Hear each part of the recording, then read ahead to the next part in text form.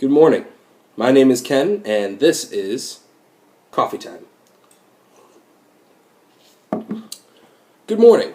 You may be wondering what Coffee Time is. Well, Coffee Time is a segment, a video series, a short video devotion of the day, of the week kind of thing. What's going to be happening is I'm going to be posting these videos, and they're going to be dealing with biblical theology, doctrine, all kinds of fun stuff, okay? All kinds of fun stuff.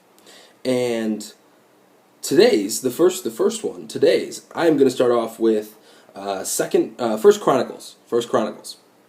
So, in First Chronicles, David is kind of the subject right now, and he wants to build a house for the Lord. And he wants to bring the ark of the Lord to this awesome house so that the Lord can be worshipped in a magnificent building. But the Lord tells David that he's not the one to build a house for the Lord.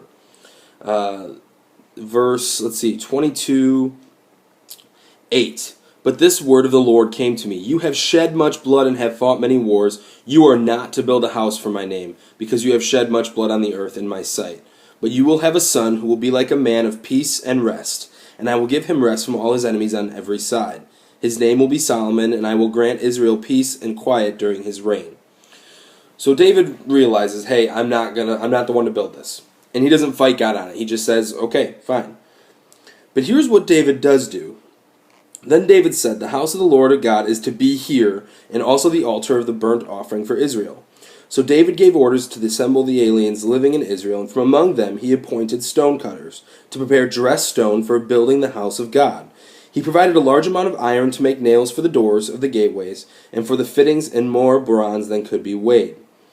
He also provided more cedar logs than could be counted for the Sidonians and Tyrians, and brought large numbers of them to David.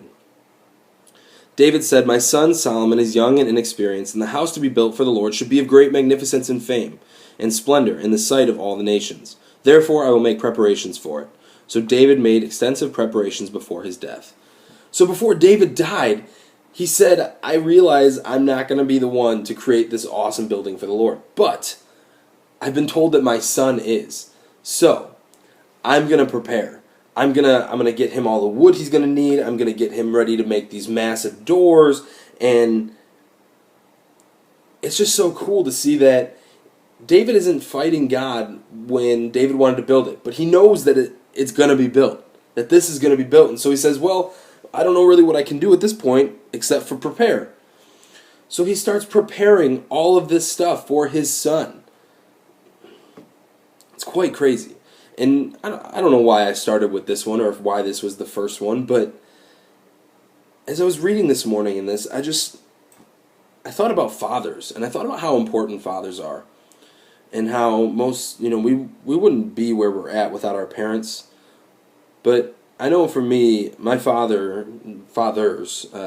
my real dad and my stepfather, have both taught me so much, and I wouldn't be who I am without either of them.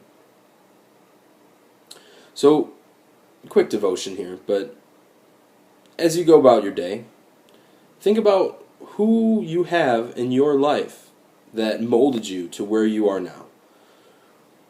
Would your life be different without that person? Would you not be where you are?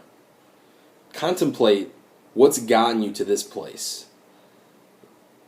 For me, it's a whole bunch of things, but I know that without either of my fathers, I would not be where I am today.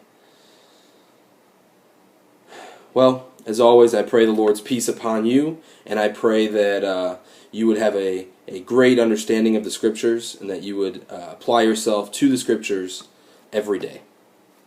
See you later.